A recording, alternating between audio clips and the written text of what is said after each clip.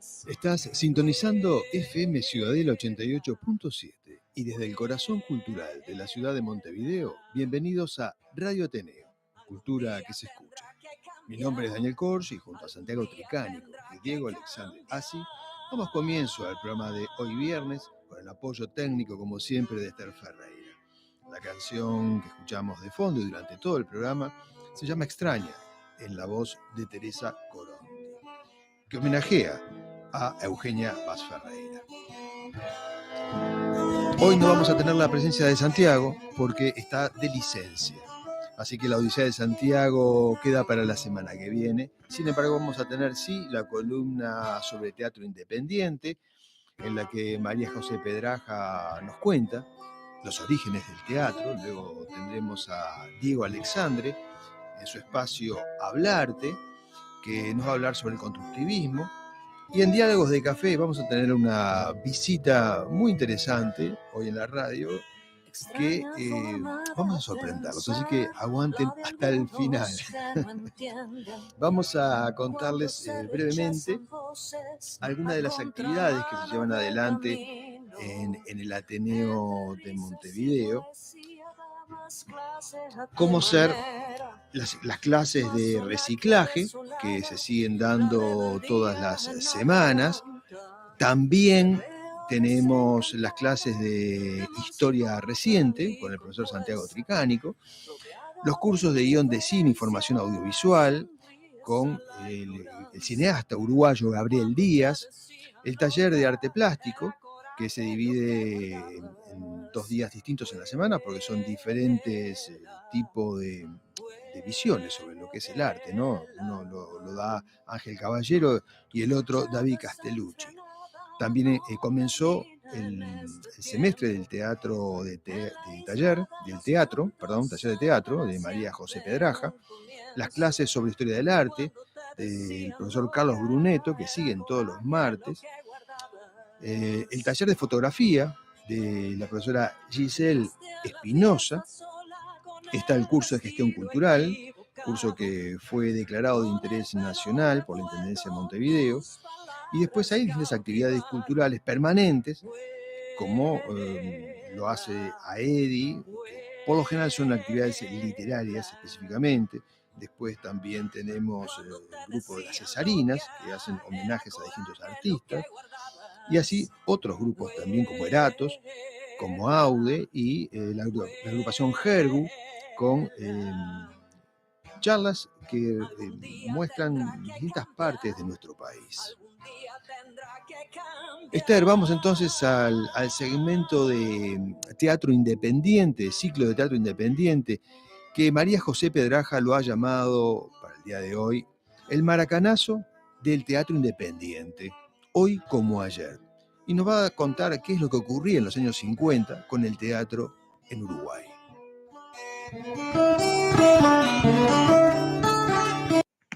Muy buenas tardes a toda la audiencia, buenas tardes al programa Cultura que se escucha de Daniel Santiago, que están allí en la radio, Daniel Santiago y Diego.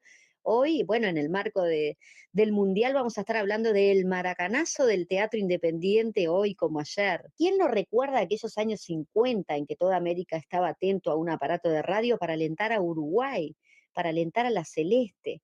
Bueno, esa misma tarde en Montevideo, otros jóvenes apasionados también, pero por el teatro, no salían en ningún programa de radio, tampoco se dejaban tentar por los ruidos de afuera, por el clamor ciudadano. En un destartalado galpón de la calle Mercedes y Roxlo, su labor era martillar clavos, lijar tablones, acarrear baldes de mezcla, una labor apasionada muy similar a la de los jóvenes del Maracaná. Lo decía Ramón Mérica en el libro Memoria en 2 actos de Roberto Fontana. Pero mientras aquellos levantaban un triunfo deportivo mundial que nos haría un poco menos ignotos, los de la calle Mercedes erigían un espacio de expresión que con trabajo, tiempo y disciplina se transformaría en un referente inevitable, el otro mojón. Memoria en 2 actos, Roberto Fontana, como ya les decía, saco esta cita. Yo me atrevería a decir que a lo largo de la historia ningún país del mundo,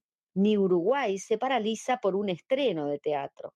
Y qué bueno sería, porque entonces existirían más ciudadanos que apoyen no solo la cultura nacional, sino también a los y a las artistas nacionales, sin que una cosa sustituya a la otra. El día que se prenda el foco de la historia del Teatro Nacional, entonces emergerá de la incandescencia de su luz el reconocimiento de tantos y tantas artistas que elevaron con su esfuerzo, valor y lucha incansable los cimientos del teatro, materializándolo justamente en sus luchas para que otros lo continúen. Hay países que tienen una fuerte estructura que protege al teatro y a sus trabajadores. En Uruguay se está luchando para que justamente se implemente bueno, la implementación de la ley que ya está aprobada por mayoría parlamentaria para que justamente se reconozca la labor al trabajo profesional sin el mote de experimental o de aficionados.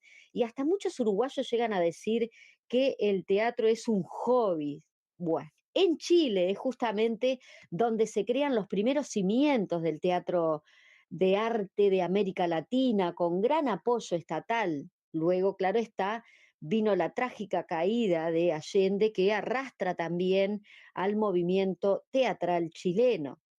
El teatro independiente sufre lo que su país, pero históricamente encuentra la forma de expresar la resistencia, la protesta y, ¿por qué no?, la forma de conciencia de su pueblo. Bueno, justamente el teatro independiente ha sido el pilar fundamental de la resistencia artística.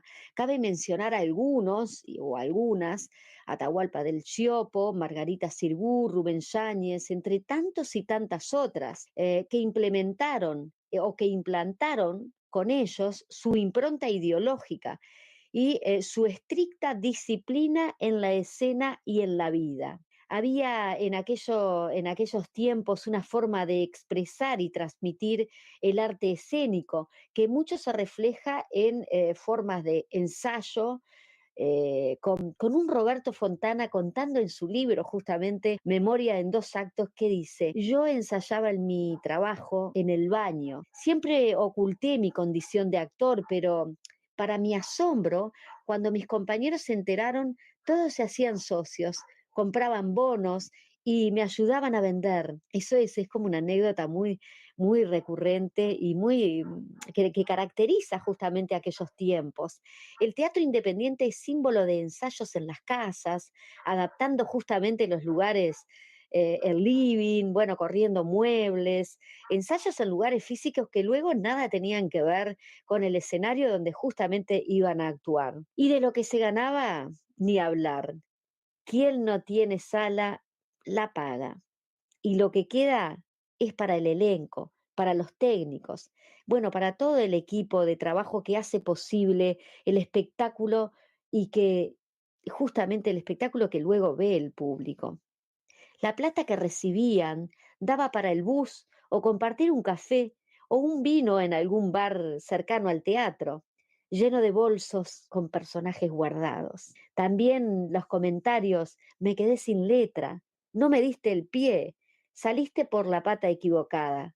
Qué raro que el público se rió en tal cosa o tal otra, entre risas y rezongos de los directores o las directoras. Cuando se vincula en el oficio del teatro lo profesional con lo que se gana, yo contestaría: lo profesional son las horas de ensayo, el apoyo de tu familia justamente en entender esta pasión, la disciplina, la repetición, el respeto al público, aquel que se mantiene haciendo teatro a pesar de las dificultades, aún sin sacar para vivir. Eso también es profesionalidad. Esto justamente es lo más importante a resaltar de aquellos años que se formaron los primeros elencos, los primeros movimientos teatrales. Estamos hablando del 37 en adelante. Aquellos Quijotes, no de la pelota, sino de la escena, que no pensaban si ganaban dinero, es más, lo perdían. Una pasión era mostrar al público su arte, poniendo de su bolsillo porque no daba para la escenografía o para el vestuario. Pero no pensaban que perdían dinero, soñaban en ese momento en que pudieran vivir del teatro. aquellos fundadores pasaron la posta de vivir de su pasión a sus colegas, a sus hermanos del arte, a esos que seguirán desarrollando presente y construyendo futuro. Mientras que en los años 50 surge el maracanazo, también surgen los cimientos del Teatro El Galpón, que construyó una nueva sala. Las simpatías de quienes veían en el teatro independiente una defensa de los valores humanos, sociales y culturales amenazados por la creciente represión de la época. Estoy hablando de fines de los años 60, con el golpe de Estado de Bordaberry y con la persecución política y sindical de la época, que desarrolló una intensa represión a la cultura, con destrucción de cientos de libros, discos, obras de arte, intervenciones militares en teatros y lugares de la enseñanza pública. Por eso, el maracanazo del teatro independiente hoy como ayer. 88.7 transmite FM Ciudadela, arde la ciudad.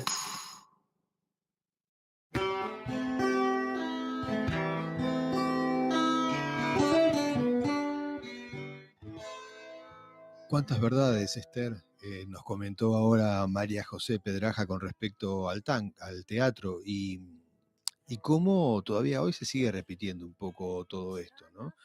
Porque hay mucho teatro independiente, sigue habiendo mucha gente, muchos artistas haciendo su arte sin cobrar absolutamente nada, o a la gorra, como vemos por ahí.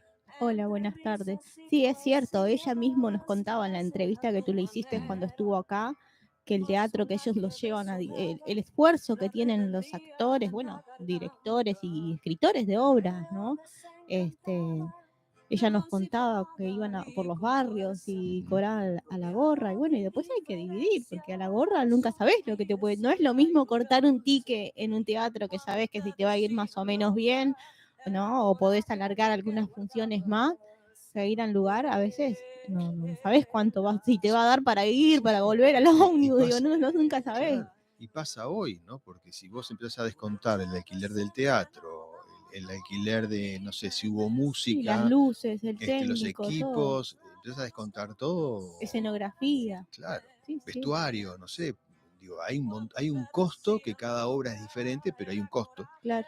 O sea que por más que se cobre, por más que se genere una entrada, en el momento de ver si es viable o no vivir del teatro o de cualquiera, no sé, una banda de música, es lo mismo, no da.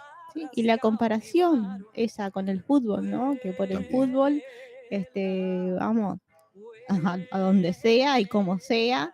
Sí, y en aquella época también los jugadores de fútbol no ganaban lo que ganan hoy. Claro, correctamente. Sí. Digamos que ahí era como más equiparado la cosa, estaba como más equiparada porque o sea, trabajaban en otros trabajos como el actor, trabajan en otro trabajo, por eso siempre se les dice, soy actor, ¿y en qué trabajas? Claro. Siempre se les pregunta, es así. ¿no? Porque a nadie le dice, soy periodista, pero no te dicen en qué trabajas. Claro. Ya está definido, soy periodista, o sea, trabajo, es obvio que trabajo el periodismo, si sos actriz o actor, obviamente que trabajas en la actuación, o sea, pero no, siempre está esa pregunta, ¿y en qué trabajas? ¿No? Sigue ese concepto. Esther, vamos a hablarte con Diego Alexandre, que nos va a contar sobre el constructivismo ruso y sobre el universalismo constructivo, para después, en los programas que viene, vamos a abocarnos, o se va a abocar, mejor dicho, él, a analizar un poco la vida y la obra de Joaquín Torres García.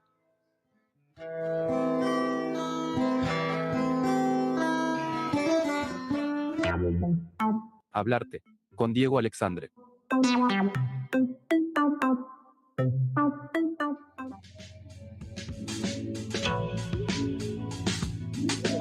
Hola, qué alegría de estar nuevamente aquí en Radio Ateneo, en este segmento que hemos llamado Hablarte. Y entramos ahora en un mes muy especial, muy significativo, no solo para mí en lo especial, por la fascinación que tengo por la persona de que vamos a nombrar ahora, pero también la importancia que tiene para el Uruguay, porque es uno de los artistas más conocidos que ha dado el Uruguay. Y estamos hablando de Joaquín Torres García, que en este mes de julio se cumplen 150 años de su natalicio, cosa que me parece una fecha sumamente importante para nuestro país. Entonces vamos a dedicar estos programas, hasta fines de julio, hablando de Joaquín Torres García, pero hoy también vamos a hablar del constructivismo, más que nada, no tanto hoy sobre su vida, sino el constructivismo ruso y el universalismo constructivo, y saber si tienen algo en que ver, más allá de algún parecido en su nombre. La historia es fascinante, nos conecta con dos mundos del arte, digamos, como decíamos recién, el constructivismo ruso y el universalismo constructivo de Joaquín Torres García. Nuestro primer destino es Rusia, digamos que en los años 1920, imaginen una época de grandes cambios tras la Revolución Rusa, los artistas buscaban romper con el pasado y crear algo completamente nuevo, un arte que reflejara los ideales de la nueva sociedad socialista, y así nació el constructivismo ruso, un movimiento revolucionario liderado por artistas como Vladimir Tatlin, Alexander Rodchenko y Lyubov Popova, entre otros. Los constructivistas creían que el arte debía ser práctico y servir a la sociedad. Nada de pinturas clásicas y retratos burgueses. En su lugar, usaban materiales industriales como el metal, el vidrio y el plástico para crear esculturas, muebles y diseños arquitectónicos. Por ejemplo, Vladimir Tatlin diseñó la famosa Torre de Tatlin, un monumento de casi 400 metros de altura que nunca se construyó, pero que simboliza la unión del arte y la tecnología en el servicio del proletariado. El constructivismo ruso se trataba de construcción, funcionalidad y simplicidad. Los artistas querían que sus obras fueran útiles, no solo bonitas. Diseñaban carteles de propaganda, muebles funcionales y hasta ropa. Para ellos el arte no estaba separado de la vida cotidiana. Debía integrarse y mejorarla. Imaginen una lámpara de metal y vidrio diseñada no solo para iluminar, sino también para ser un símbolo de la nueva era industrial. Pero ahora nos vamos para Uruguay, al corazón de Montevideo, donde encontramos a Joaquín Torres García. Joaquín, después de vivir muchos años en Europa y absorber las influencias artísticas de ciudades como París y Barcelona, regresa al Uruguay con una visión muy especial: el universalismo constructivo. A diferencia del constructivismo ruso, Joaquín no solo quería funcionalidad, él quería contar historias y conectar culturas a través de su arte. El universalismo constructivo de Joaquín combinaba las formas geométricas y colores vibrantes del constructivismo, pero les daba un toque mágico y simbólico. En sus obras, los cuadrados y rectángulos no eran solo formas abstractas, se convertían en peces, barcos, soles y otros símbolos cargados de significado. Joaquín creía en la creación de un lenguaje visual universal que pudiera ser entendido por todas las culturas. Además, Joaquín quería unir el arte europeo con las culturas precolombinas americanas, creando así un estilo que reflejara la rica herencia cultural de América Latina. Su arte no solo era visualmente atractivo, sino también profundamente significativo. Los peces en sus obras, por ejemplo, representaban la vida y la abundancia, los barcos simbolizaban el viaje y la exploración, y los soles eran un símbolo de luz y energía. Estos símbolos ayudaban a contar historias y expresar emociones de una manera que trascendía las barreras del idioma. Entonces, ¿cuáles son las similitudes y las diferencias entre estos dos movimientos? Ambos compartían una fascinación por las formas geométricas y una intención de transformar la sociedad a través del arte. Sin embargo, el constructivismo ruso se enfocaba en la funcionalidad y el uso de materiales industriales, mientras que el universalismo constructivo de Joaquín Torres García añadía una capa de simbolismo y espiritualidad, buscando una conexión más profunda entre culturas. Otra diferencia clave es el contexto en el que surgieron. El constructivismo ruso nació en un periodo de intensa transformación política y social en Rusia, y los artistas estaban impulsados por un fervor revolucionario y un deseo de contribuir a la construcción de una nueva sociedad socialista. En contraste, el universo constructivo de Joaquín Torres García se desarrolló en un contexto más personal y filosófico, reflejando su visión de un arte que pudiera unir a la humanidad a través de símbolos universales. El legado del constructivismo ruso se encuentra en la influencia que tuvo en el diseño gráfico, la arquitectura moderna y el arte contemporáneo. Es un recordatorio de cómo el arte puede ser un motor de cambio social. Los carteles y diseños constructivistas siguen siendo estudiados y admirados por su innovación y su capacidad para comunicar ideas de manera efectiva y poderosa. Por otro lado, el legado de Joaquín Torres García sigue vivo en su taller y en los artistas que continúan su obra. Su universalismo constructivo nos enseña que el arte puede ser un puente entre diferentes mundos y culturas, conectándonos a través de símbolos y formas universales. Sus enseñanzas y su enfoque artístico han influenciado a generaciones de artistas en América Latina y más allá. Nos han inspirado a explorar la interacción entre lo local y lo universal. Además, Joaquín fundó la Escuela del Sur, un movimiento que proponía una visión alternativa del arte centrada en América Latina, desafiando la hegemonía cultural de Europa y Norteamérica. Su famoso lema, "Nuestro norte es el sur", refleja esa idea de buscar inspiración e identidad en las propias raíces culturales. Recuerden cómo el constructivismo ruso y el universalismo constructivo de Joaquín Torres García cambiaron la manera en que vemos y entendemos el arte. Estos movimientos no solo transformaron el arte, sino también que nos ofrecieron nuevas maneras de pensar sobre nuestra conexión con el mundo y con los demás. Y hasta aquí nuestra historia de hoy en Hablarte. Esperamos que hayan disfrutado de este viaje artístico tanto como nosotros. Seguiremos hablando, como decíamos, en los sucesivos programas de todos estos viernes en el mes de julio, homenajeando al genial y gran Joaquín Torres García. No olviden seguir explorando y descubriendo el maravilloso mundo del arte. Los invitamos también a seguirnos en nuestro canal de YouTube, Diego Alexandre Assi Hablarte, y en el canal de YouTube de Radio Ateneo, donde subimos todos los programas que se van emitiendo por FM Ciudadela. Nos encontramos el próximo viernes a seguir con estas fascinantes historias. Hablarte, con Diego Alexandre.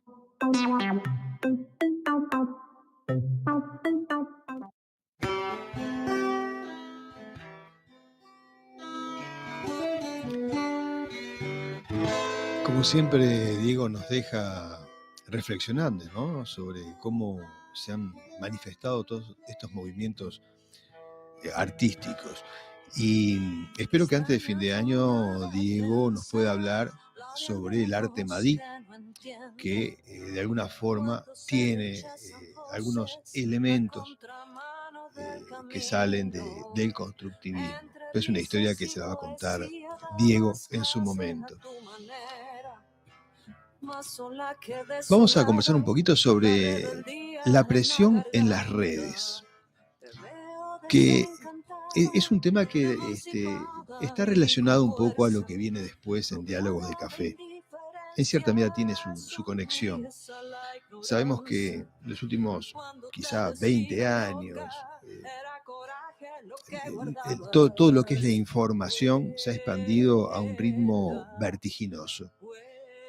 Y sigue, no sabemos hasta dónde va a llegar.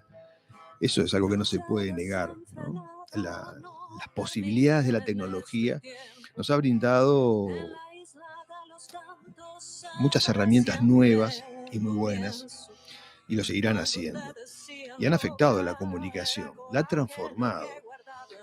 Pero esto también ha dado paso a que se pudieran tener otras posibilidades que antes no existían. Como por ejemplo, que alguien hiciera un programa por YouTube, que alguien hablara sobre sus libros, sobre su obra, en un programa de YouTube o en cualquier otra plataforma, ¿no? De tener una página web, tener un blog, publicar en una página digital. Y acá hay distintas fases, porque siempre hablando de comunicación hay que tener claro cómo se transmite una idea o cómo se divulgue determinado conocimiento. Y ahí está el punto de este tema, ¿no? ¿Qué tan profesional podemos llegar a ser o no? O si solamente buscamos algo artesanal, sin demasiada profundidad. Eso depende del enfoque que le dé cada uno a lo que esté haciendo, ¿no? ¿Por qué digo esto? Porque esta posibilidad que hoy todo el mundo tiene, particularmente de publicar, es solamente eso, es una posibilidad, porque no es la etapa final. Ni siquiera es un comienzo profesional, con perspectiva de transitar el camino hacia hacia lo que es entrar en el gran universo cultural y del reconocimiento. Porque esto que estoy diciendo no todo el público de repente lo sabe, pero mucha gente sí. Y esto es el gran problema de la facilidad que se nos brinda por un lado y el uso que le demos nosotros a esa tecnología. Porque normalmente cuando alguien publica en su blog o hace una publicación para una tienda digital, eso es solamente subir lo que ha creado ese Word, como lo ha escrito, y nada más. O sea, estamos hablando de una obra sin corrección, sin edición, que no ha pasado por todo lo que es el complejo proceso editorial. Y tampoco ha sido sometida a la presión del análisis de profesionales. O sea, no hay una valoración real de esa obra. Por eso cuando al comienzo dije vamos a hablar sobre lo que es la presión en las redes, esto ejerce presión. O sea, por un lado, es una gran herramienta, es una gran facilidad que se tiene, muy rápido además, muy rápido, pero es como que el autor, en este caso el escritor, ¿no se toma el tiempo que antes se tomaba y que muchos los profesionales se siguen tomando, ¿no? El de someter justamente su trabajo a esa presión de la corrección, de someterla a todo el proceso editorial, a que una persona que realmente, no solamente que haya leído mucho, con eso ni siquiera alcanza, que realmente conozca, y me refiero a un corrector profesional, pueda hacer esa valoración sobre lo que ha escrito. Si no hay problemas de conceptos, si no hay problemas sintácticos, problemas de todo tipo, ¿no? Ni hablar de la corrección no ortográfica, ortotipográfica, porque normalmente la gente escribe, todos escribimos para comunicarnos, pero no sabemos exactamente dónde van las comillas, dónde va una cursiva, cuándo lleva una sangría, cuándo no, cuándo se pone una coma, cuándo se pone un punto y coma, cuándo esas comas es una coma asesina. O sea, ese tipo de cosas el que escribe no lo sabe. Entonces lo sube como está. Y eso genera problemas en la lectura. Porque el que sabe, ya solamente con verlo, sin leer un texto así, se da cuenta de que no lo puede leer y no lo lee. El problema se eleva cuando eso se pretende publicar. Entonces, ¿ahí qué pasa? La persona que más o menos que lee, que está enterada, que conoce, nota la diferencia entre un texto que no ha sido corregido, que no ha sido editado, y el texto que sí ha sido sometido a toda la presión por la que tiene que pasar un escritor. Y a eso me refiero. Las redes sociales te abren puertas por un lado, pero a su vez uno se siente con esa presión, el escritor se siente con esa presión de decir, bueno, tengo todo acá, ¿por qué no publico? ¿Por qué no lo pongo en una tienda digital? Y bueno, y hago la publicidad, igual puedo poner la tapa. Y es una tapa que la pongo yo, la pone Esther, la pone Santiago Tricánico, la pone todo el mundo en el planeta, va a tener la misma tapa porque hay una bolsa ahí de tapas que se pueden utilizar sin costo. Diferente es cuando yo recurro a otro artista, a un fotógrafo, a un artista plástico, a un creador que me hace una tapa específica para el libro, que obviamente tiene un costo además. ¿Eso a qué va? Entonces, sí, dime, me estabas escuchando. ¿Eso a qué va? ¿Es a la inmediatez por publicar? A la inmediatez, ¿O porque es más barato, como decís vos? Es barato, pero es la presión.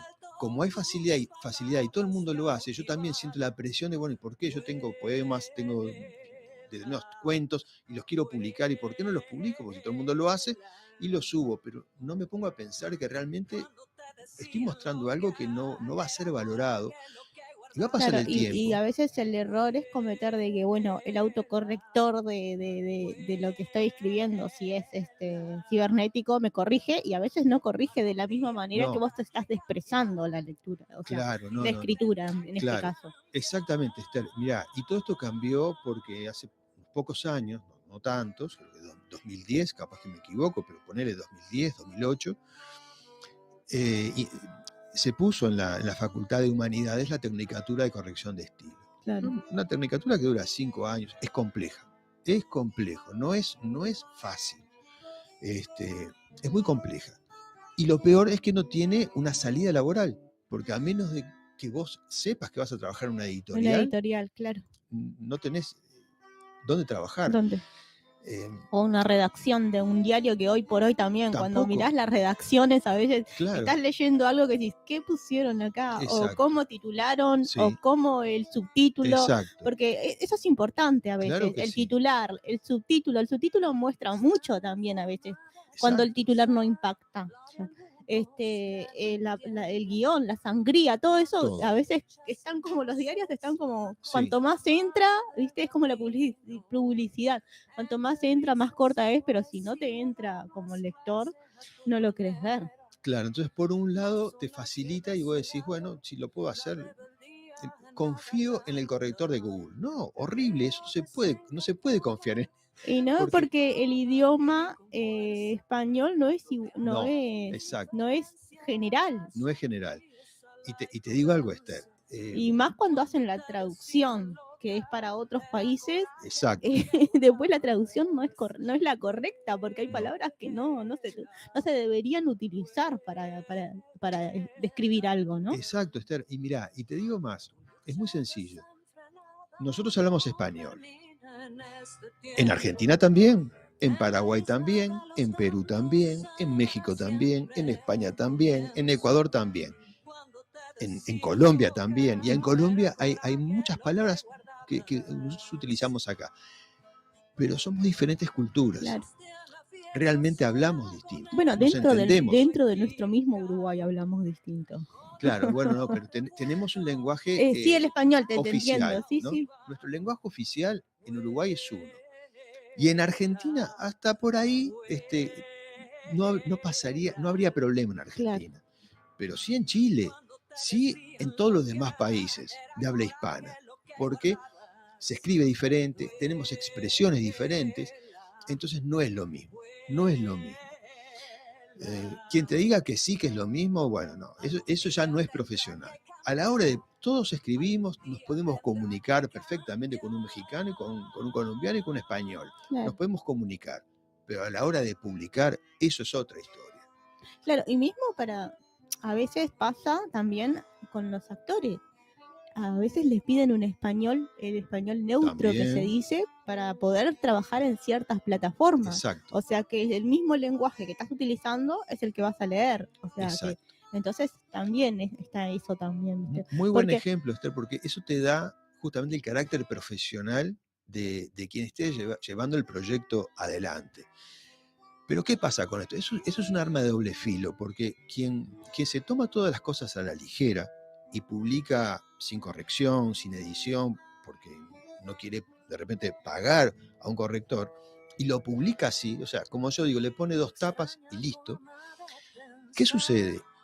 Realmente está haciendo un daño a la cultura, porque las personas que no saben y van a decir, bueno, pero yo leí cosas mejores, o a este autor no lo leo, parece interesante lo que escribe, pero no lo leo más porque no lo entiendo, es complicado. Cuando te dicen que es complicado y que no lo entiendo, no es porque sea complicado el escritor, es que no pasó por ningún proceso. Claro. Entonces, no se entiende porque las ideas no están claras, no hay edición, no hay una corrección sintáctica, o sea, hay errores por todos lados. Y eso, bueno, quien lo nota, lo lee una vez y después ya no lee más. Y lo peor en todo esto, Esther, es que mucha gente piensa, bueno, lo que pasa es que la literatura uruguaya es mala, acá se publican, los autores son malos. No se trata de eso, hay autores muy buenos, pero la idea está buena, pero no está corregida. Y eso produce justamente el efecto contrario. Por eso hablo que las redes sociales, la presión en las redes todo, ¿no? Desde un WhatsApp hasta todas las redes, generan presión en muchas personas. Claro, cuando son bien utilizadas, sí, está bueno. Claro que sí. Está bueno. Hay que saber cómo usarlo.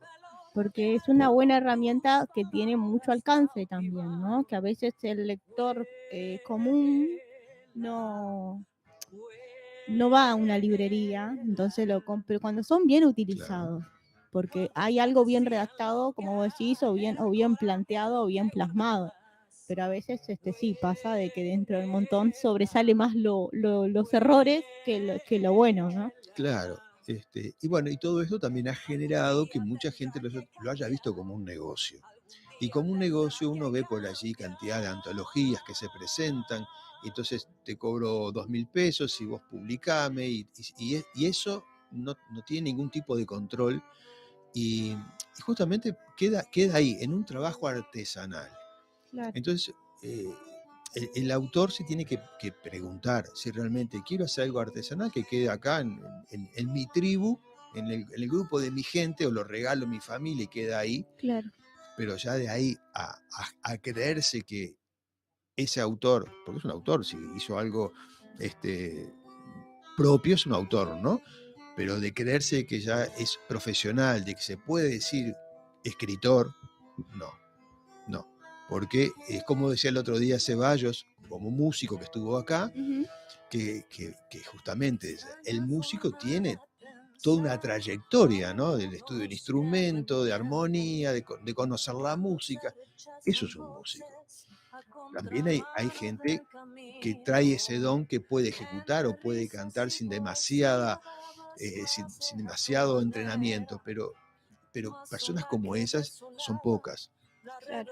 Como los genios, ¿no? Sí, Son porque pocos. o tienen esa constancia desde joven edad a hacer Sí, eso, sí. ¿no? O sea, hay gente que tiene un don y de repente solo de leer se da cuenta cómo se maneja el idioma, pero a ver, correctores y editores hubo siempre, desde la época de Cervantes hasta el presente. Siempre hubo gente que estudió el idioma y corrigió sus obras o mandó corregir a esas personas antes de publicarlas. Por eso hay obras que han sobrevivido a las épocas, porque justamente no solamente eran buenas porque eran buenas las ideas, sino porque estaban corregidas. Claro. Sí. Bueno, y eso es la literatura que aprendemos también desde el liceo, ¿no? Sí. Que siguen en esa permanencia, y ya, porque son cosas antiguas, no, pero siguen en esa permanencia por ejemplos, ¿no? Sí, claro. Muchas veces, bueno, Cervantes, como vos decías. Sí, claro, las épocas van cambiando y la forma de escribir y de hablar también va cambiando. Claro. Entonces se va actualizando también el idioma, ¿no? Siempre se está actualizando. Por eso hace 100 años se corregían obras y se publicaban, pero estaban bien en ese momento. Ahora ha cambiado. Claro.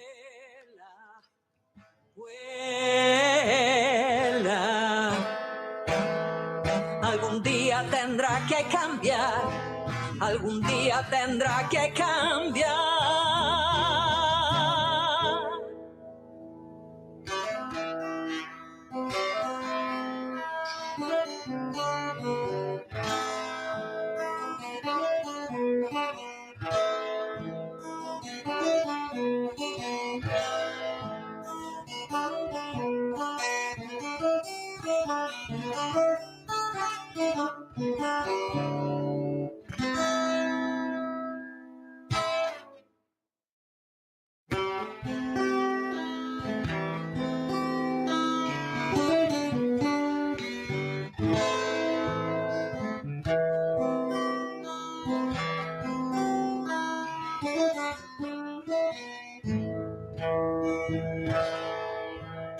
Extraña forma de pensar, la de algunos que no entienden cuando se rechazan voces a contramano del camino. Entre risas y poesía dabas clases a tu manera, más sola que desolada, la rebeldía en la garganta. Te veo desencantada, emancipada y con fuerza, rodeada de indiferencia, sonríes a la ignorancia. Bien, amigos, continuamos en FM Ciudadela y ahora con la invitada en Diálogos de Café. Podríamos decir que todo lo que sabemos acerca de lo que es la información escrita comenzó con Johannes Gutenberg. allá por 1440, no sé, 500 y pico de años, 584 años. Y hoy tenemos como invitada a una heredera de ese negocio. Nos visita Patricia Artigas, gerente de Tradinco Sociedad Anónima. Bienvenida, Patricia. Muchas gracias. Buenas noches. Un gusto que estés hoy aquí con nosotros. Sí, faltó Santiago. Santiago, mi compañero, está de licencia. Si estuviera acá, hubiera dicho diálogos de café sin café. Pero bueno, le reproduzco el chiste porque nos está escuchando, además. Contanos un poco, ¿cómo se inicia Tradinco? Mi padre, hace muchos años, no era del rubro, pero tenía un gusto especial por el libro y siendo empleado público, aún así decidió incursionar en el libro, primero con manuales chiquitos para estudiantes, facultad de veterinaria, derecho, después compraba libros de bibliotecas particulares y hacía colecciones, buscaba libros especiales y los vendía al exterior. Vendía en Tristán Narvaja. Empezó el gusto por el libro, después en las publicaciones en libros, máquinas muy chiquitas, mucho tiempo se trabajó en casa, en una máquina muy chiquita, pero fue creciendo. Después incursionó en el laminado, no solo de libros, sino todo lo que era distintas industrias. Después se dedicó a la encuadernación específicamente del libro y después incorporó la parte de impresión. Así que desde que me acuerdo, siempre relacionada con el libro. Mi madre después tuvo una librería al frente de la Facultad de Derecho, Editorial Técnica. Siempre estuve rodeada de libros, pero sí es cierto que son ellos dos los que comienzan en la familia, ese cariño y ese contacto continuo con el libro de los distintos lugares de una librería o mi padre una imprenta. 32 años. Sí, mucho más, ¿no? 32 para Tradinco. Para Tradinco, pero ya estaban ellos con el emprendimiento anterior. Muchísimo más, ellos dos, ya te digo, en esas distintas facetas y encontrándole ese cariño y ese amor al libro. ¿Y cómo viviste ese proceso? ¿Con ese amor también? Sí, con mucha naturalidad, siempre conociendo, en principio, cuando conocí o cuando me pedían que ayudara, siempre de la parte administrativa. Y después cosas que fueron pasando en la vida y fui encargándome más de la producción que de la administración netamente, o ayudando en la librería en algunos procesos de digitalización de los libros, del stock y procesos así. Así que siempre fui conociendo de algún aspecto, o no siempre trabajando con mi padre, pero en otras imprentas, con socios. Siempre estuve rodeada en ese vínculo, en esa... ¿Y qué diferencia Tradinco de otras imprentas del país? Nos dedicamos 100% al libro.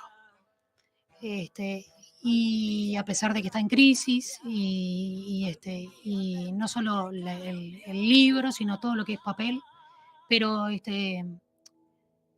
yo creo que tenemos, no somos ni tan grandes que perdemos el vínculo con el cliente, el contacto, sea la editorial o sea el autor, y no somos tan chicos que no contamos con los procesos dentro de la empresa. Es decir, que todos los procesos los podemos hacer nosotros, lo que nos da practicidad, precio, y podemos ajustar los tiempos. Y conocer cada uno de los procesos los podemos manejar nosotros. Y la tecnología que ha cambiado tanto en estos últimos años, ¿no? Muchísimo. ¿Cómo lo han vivido? O sea, ¿los ha afectado? ¿Han tenido que cambiar muchas máquinas para estar al día? Sí, sin duda. Y hace poquito estuve en una feria gráfica. Todo lo que se viene, yo creo que sigue siendo un cambio muy importante. Yo recuerdo que las primeras épocas, la cantidad de horas que se tenía que trabajar en el taller para poder producir, porque era todo muy artesanal, o los procesos eran con acetatos y se armaban, no había toda la digitalización que había hoy en los procesos, entonces era todo muy casero, llevaba mucho tiempo. Eran muchísimas las horas que se trabajaban. Todo eso ha cambiado desde los procesos, automatizaciones y bueno, y también lo que antes se imprimía, hay muchas cosas que hoy ya no se imprime. Entonces también eso baja el volumen de todo lo que se hacía. Pero las dos cosas Ujú. afectaron a, a- a la vida como era. Mi padre trabajaba muchísimas horas, sábados y domingos. Habría más personal antes que ahora también. Había también, se trabajaba en doble turno, se trabajaba muchísimas horas, menos de 12 horas, era muy difícil que se trabajara. Las épocas de zafra eran entregar parciales continuamente de libros para tratar de llegar en los procesos. Todo eso ha cambiado. Los procesos son muy rápidos, simplemente tenés que encontrar las etapas en cada una de las máquinas para que se puedan ir produciendo los libros. Claro. eh, Tú me decías hoy que se abocan al libro. Los libros. Hay otro tipo de publicaciones, como por ejemplo, recientemente salimos de lo que son las elecciones internas, vienen ahora las elecciones nacionales. Lo que es impresión de listas, eso no trabaja. Muy poquito, muy poquito, no, casi que no. Nuestro fuerte, el 98% libros. O sea que hay imprentas específicas para eso, ¿o no? También hay imprentas que se dedican al comercial, al packaging, bolsas, como todo el comercial también está en crisis. Hay unos cuantos rubros dentro de la imprenta que están en crisis. Pero bueno, nosotros seguimos abocados al libro. Sí, imagino que sí, porque hoy con todo lo que es la campaña, no política, sino cualquier cosa que uno quiera difundir, lo hace a través de las redes sociales. Sin duda. Entonces ya no imprimís un volante, ya No, claro. no lo haces por ahí. Y eso se ha cortado Sí, en sí. general. Las facturas. Antes se Las facturas, editaban claro. formularios, hoy ya no. Sí. Cosas que antes el Estado imprimía, hoy no. Existe una biblioteca país que es digital. Es toda una realidad que sí existe. Sí. Si bien seguimos amando el libro físico, pero bueno, está en crisis. ¿Cómo es el proceso de la publicación de un libro? Bueno, empieza desde la creación de un archivo, que puede por un lado la tapa, por otro lado el interior.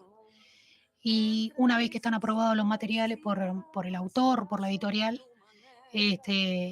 ahí empieza la producción, que se puede dividir en dos grandes líneas. Uno, que es uno de los avances últimos de los últimos años, si son menos de 300 ejemplares, es una impresión digital, que sigue teniendo como objeto un libro físico, pero la impresión es con unos costos que son más reducidos, que lo permite si son tirajes pequeños. Si no, bueno, el sistema offset o si llega a ser color, hay distintos procesos, pero ahí empieza la etapa primero de la impresión, que si es digital va directamente desde un archivo, si es offset a partir de una preparación de chapas. Desde las chapas empieza la impresión y después siguen, por lo general, doblado, alzado, puede haber un cosido a hilo o no, pegado, corte, hay un doblado de solapa que puede haber o no, y un empaquetado. Complejo igual, ¿eh? Sí, tiene sus etapas. Es lindo. Y decime, ¿cómo está el negocio del libro hoy comparado con hace 15 o 20 años? O sea, ¿se sigue publicando al ritmo de antes o también lo digital afecta? Yo creo que afecta. Toda la cultura en general, creo que eso que decíamos, que estaba en crisis, bueno, creo que lo afecta en ese sentido. Yo recuerdo que había épocas en la librería de mi madre donde había colas, en la época de las zafras, al comienzo del estudio, del año de la escuela, del liceo, había colas. Hoy ya no existe. Porque uno cuando está todo el día con pantallas digitales, celulares, computadoras, bueno, todo el tiempo así, pero sin embargo el libro genera otro clima. Es cierto. Y sin embargo se venden libros en nuestro país. Sí. ¿No? Para los habitantes que somos, sí. Hay muchas publicaciones también. Claro, supongo que no se vende tanto como antes tampoco, pero sí creo que el gusto por la lectura no se ha perdido. No, Al es cierto. menos en lo que es lo recreativo. Sí, habrá que ver qué es lo que pasa con las futuras generaciones, que capaz que tienen mayor facilidad a leer en pantalla que Sí, sí, nosotros, sí, sí. pero Capaz es cierto sí. que el papel sigue teniendo este, un, un contacto y Ujú. genera una situación que es distinta que la pantalla. ¿Y hay un periodo de zafra para ustedes con el tema del libro en el año? Sí, hay, depende un poco de qué tipo de libro. Si es un texto de estudio, antes del comienzo de las clases. Ujú. Si hay una pequeña zafra en el comienzo, antes de la feria del libro, y también a fin de año. Esos son como los puntos altos, Pero a fin de año, ¿por qué? porque ¿Agendas o por sí, lanzamientos, almanaques también? no, Pues ya no, eso no, ¿no? no. Nada más nosotros nos dedicamos al libro, no, el almanaque creo que tampoco. Las Tampoco. agendas también están en crisis. También, ¿no? También. Sí, ya no se usan más. Entonces, Ni almanaque ni agenda. exactamente, todo el celular. Todo el celular. Es verdad. ¿Cuál fue el trabajo más extraño que te han encargado? Que te llamó la atención.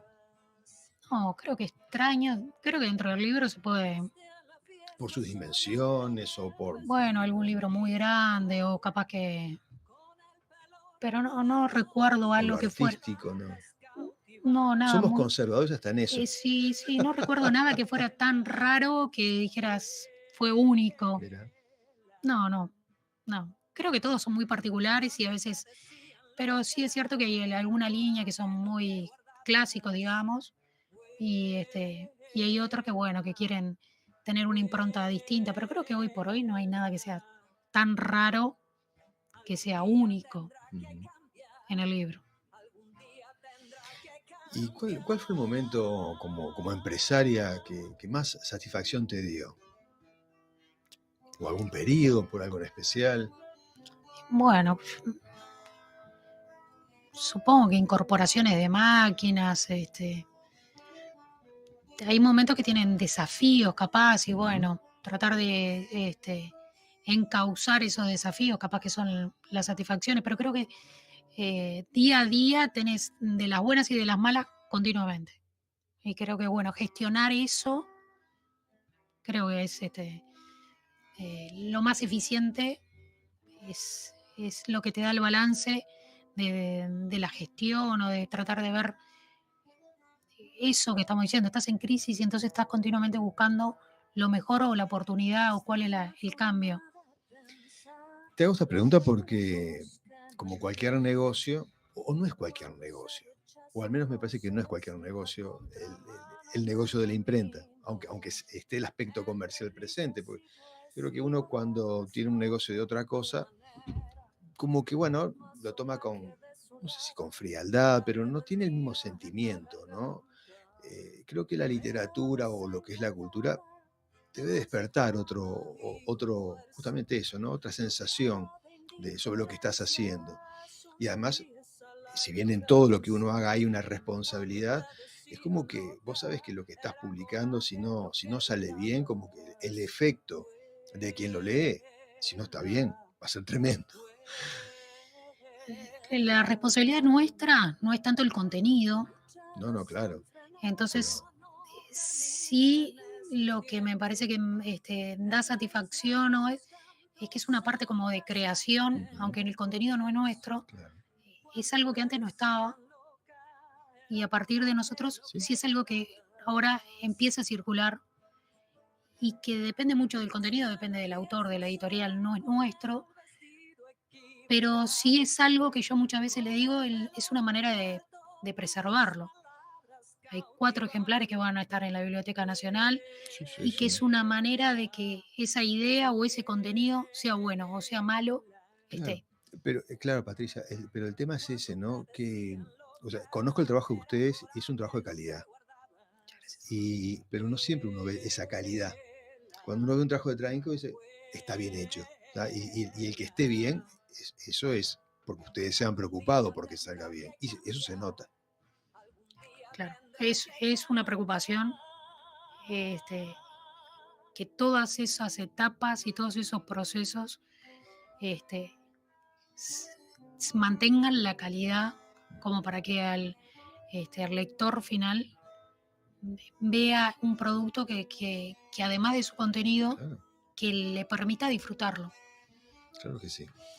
Patricia, ahí estamos a casi en los últimos minutos. Hay una máquina que está, creo que hace como 3 o 4 años en Europa, que en Claro. algunas librerías, que uno como que lo pide a pedido, ¿no? A Tener el demanda. libro, a demanda, ¿no? ¿Qué sabes sobre esto? Creo que sí, es una preocupación que tienen las editoriales grandes, sobre todo, de bajar esto. ¿Cómo puede llegar a funcionar?